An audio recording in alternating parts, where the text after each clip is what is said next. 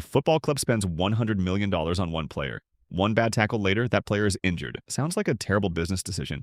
So why do clubs keep doing it? Are they buying goals, fame, luck? Not exactly.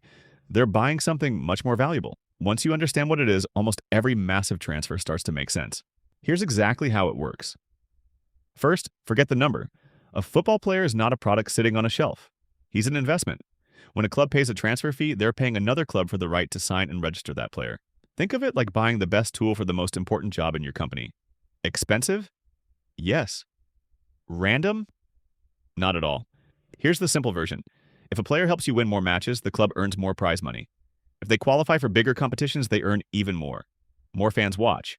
More shirts sell. Sponsors pay more. Stadiums fill up.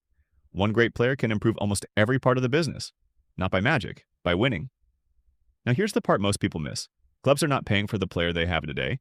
They're paying for the player they believe he'll become tomorrow. Age matters. Potential matters. Consistency matters.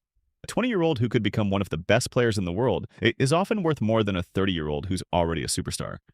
You're paying for the next 5 or 10 years, not just the next match. Time becomes part of the price.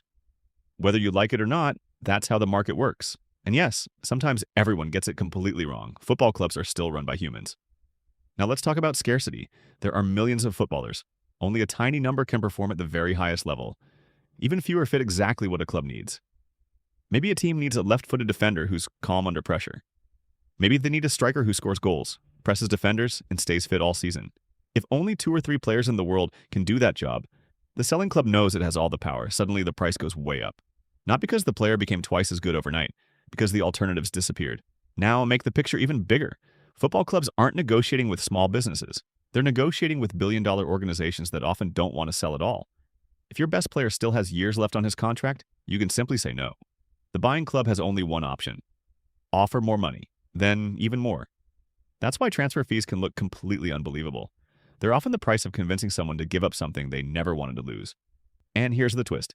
A $100 million transfer does not automatically mean that player is the best footballer in the world. It means that at that moment, for that club, under those circumstances, that was the price needed to complete the deal. Different club, different contract, different timing, different price.